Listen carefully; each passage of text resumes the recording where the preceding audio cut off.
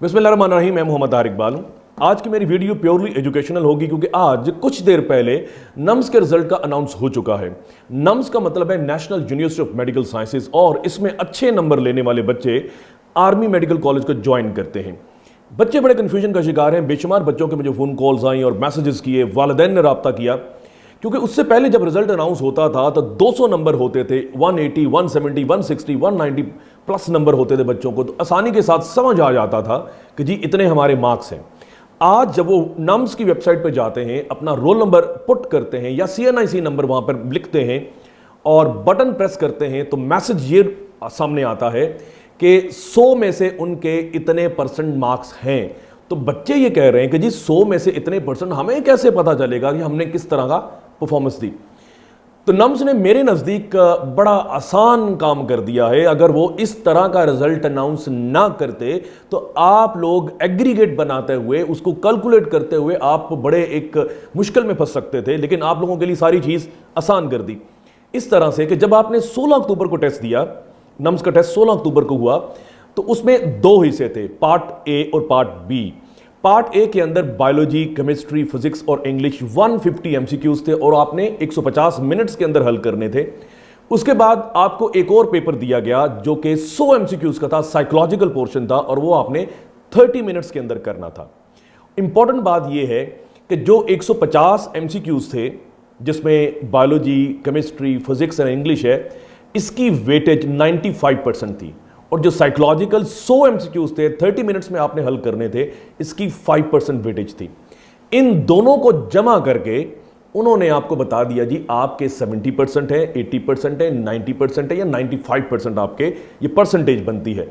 अगर वो आपको बता देते कि आपके 150 में से 135 नंबर हैं और साइकोलॉजिकल में 100 में से आपके 90 नंबर हैं, और वो जो 90 हैं उनको आपने 5% में लेके आना है, और वो जो 135 है उसको आपने 95% में लेके आना है, तो बेशुमार बच्चे अभी भी कैलकुलेटर पकड़कर इसी मखमसे को हल करने की कोशिश कर रहे होते कि हमारी कितनी परसेंटेज बनी है। एक तो ये बात है कि आपको अब पता चल जाना चाहिए कि पार्ट ए, पार्ट बी दोनों को मिलाकर आपका एग्रीगेट जो है वो कितना बनता है, 70 बनता है, 80 बनता है, 90 बनता है या 95% बनता है।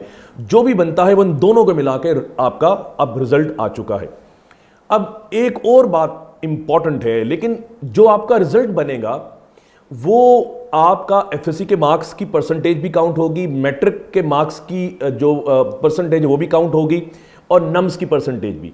ये जो 100% नम्स का आपका रिजल्ट आया, 95% आपका पार्ट ए का और 95% पार्ट बी का, इसकी वेटेज 50% है। आपके इंटरमीडिएट की जो वेटेज है, FSC की जो वेटेज है, A लेवल्स की जो वेटेज है, वो आपकी 40% है, और जो आपके मैट्रिक की या O लेवल्स की वेटेज है ये 5% है। तो 10% है। तो 50, 40 एंड 10% इस तरह से वेटेज बनेगी। और किस तरह से मैं सामने रख देता हूं, मिसाल के तौर पर किसी एक बच्चे के आज के टेस्ट के अंदर 90% मार्क्स आ चुके हैं, रिजल्ट आ चुका है, और उसके FSC में 1000 नंबर है। जब इसको हम कैलकुलेट करते हैं 1000 नंबर को 1100 में से, तो ये बनते हैं 90%। तो 90% की वेटेज बनेगी 40%, और ये 40 बनते हैं 36%। और आपकी नम्स की वेटेज क्या थी, 90%, इसको हम हाफ कर लेंगे, 50% वेटेज है, तो ये आपकी बन जाती 45%, और FSC की वेटेज बन जाती है 36% आपके 1000 अगर नंबर आते हैं। मैट्रिक में भी आपके 1000 नंबर थे 1100 में से, और इसकी वेटेज काउंट होगी 10%। तो अगर आप 1000 नंबर आपके मैट्रिक में है तो 10% अगर काउंट किए जाए तो वो 9% है। अब टोटल वेटेज क्या बनती है नम्स में, क्योंकि आपके 90% है तो 45% बनेंगे। FSC में आपके 1000 नंबर है और वो आपकी वेटेज बनती है 40% के लिहाज से 36%, और मैट्रिक में भी आपके 1000 नंबर हैं तो वो आपकी वेटेज बनती है 10% के लिहाज से 9%। टोटल बन गया आपका 90% आपका अक्यूमुलेटिव रिजल्ट बन गया।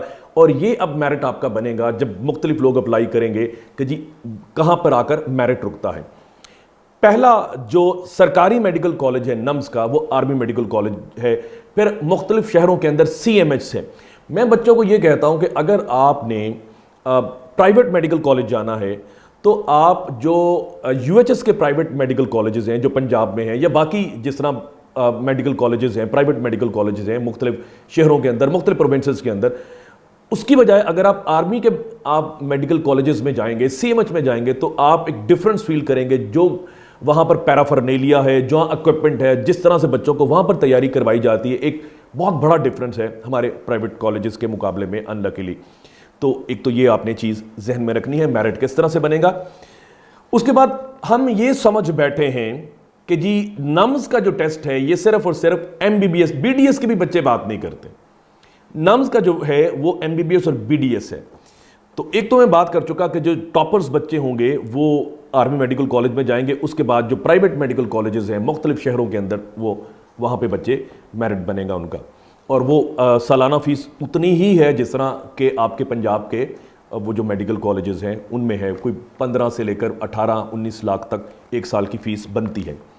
इसके अलावा जो आप नम्स के टेस्ट को यूज़ कर सकते हैं वो है जी बीएस नर्सिंग, ये फीमेल यूज़ कर सकते हैं, जेनेरिक नम्स का एंटी टेस्ट होगा। इसके बाद बीएस कार्डिक परफ्यूजन है, और इसमें बीएस कार्डिक परफ्यूजन में मिनिमम आपकी 50% एग्रीगेट भी आपका काउंट हो सकता है, और इसकी क्लासेस का आगाज़ होगा फर्स्ट वीक ऑफ जनवरी, और पूरे साल की फ़ीस है इसमें 55,000। इसके बाद बीएस मेडिकल लैब टेक्नोलॉजी है, और बीएस मेडिकल इमेजिंग टेक्नोलॉजी है, इसे एमआईटी कहते हैं, और मेडिकल लैब टेक्नोलॉजी को एमएलटी कहते हैं।